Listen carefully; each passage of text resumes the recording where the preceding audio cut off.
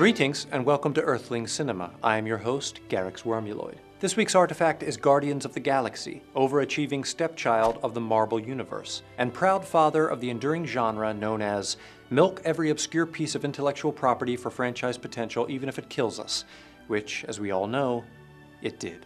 The film follows an Earthling named Peter Quill who is too busy jamming out to Spotify Preem to notice his mother is dead. Another thing he doesn't notice is the ship full of space pirates that comes to abduct him for no apparent reason. Smash cut to 106 years later, and Quill is something of a space pirate himself, stealing paperweights and whatnot.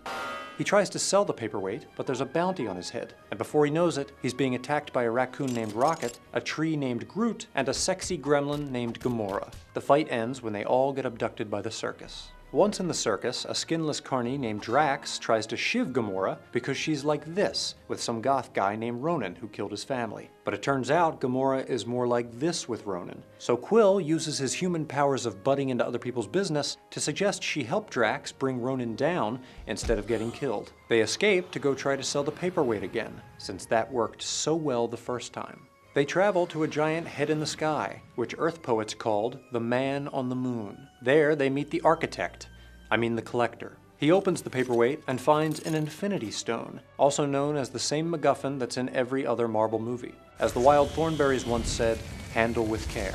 Handle me with care. To keep things moving along, Ronan arrives and steals the paperweight back. Gamora's ship gets blowed up, and she floats in space for a bit. And even though Quill hates letting other people borrow his stuff, he lends her his favorite air helmet. As a last resort, they contact the only people they know who have a car, these donks. Ronan puts the Infinity Stone in his hammer, giving him the first and only super powerful hammer in cinematic history. The space pirates and the space police try to surround the bad guy's ship like so many pigs in so many blankets. But this little piggy wants to go to market. So Rocket cries roast beef, and they all go wee wee wee all the way to whatever planet they crash on. Groot keeps everyone safe inside a wicker basket, but gets destroyed by his increasingly complicated identity issues. We are Groot. Quill teaches Ronan how to nay-nay, then takes the Infinity Stone as his instructor fee. And in a stunning twist, it doesn't destroy him because of the power of hand-holding. The space police give all the main characters a full pardon. Thank you. And Groot reincarnates himself as an inflatable dancing man for a used car lot. Guardians of the Galaxy is a film permeated by tragedy.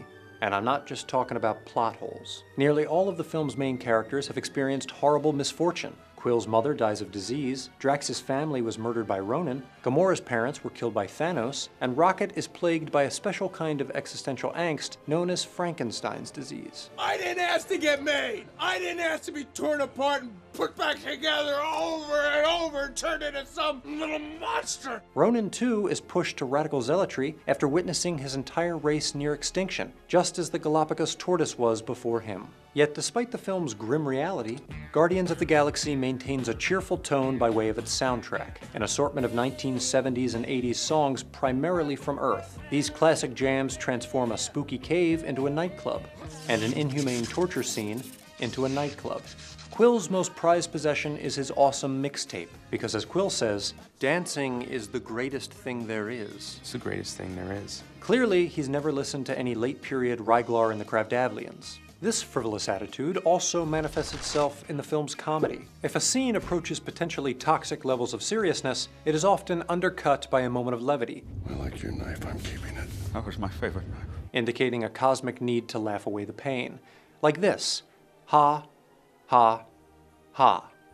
When Quill dramatically displays the paperweight as a symbol of significant power, he drops it, as if it were nothing more than a little ball to keep papers from blowing away. Later, when the Guardians share a poignant realization of their impending self-sacrifice, I will be grateful to die among my friends. Rocket comments on the fact that they're all standing up, something only jackasses do. Bunch of jackasses standing in a circle. But if a flippant attitude is the film's attempt to deflect tragedy, friendship is its long-term solution. It is pleasing to once again have friends. The space police are able to become more than the sum of their parts by linking up, evoking conecte-se, an Earth children's game played amongst friends. And our heroes use a similar tactic to endure pain, break the cycle of violence, and by their powers combined, summon Captain Janet. You see, when it comes to confronting the horrors of a bleak and violent universe, There are two options. You can either let it consume you and seek vengeance, or you can laugh it off with friends.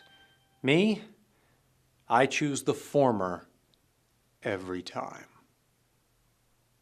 For Earthling Cinema, I'm Garyx Wormuloid.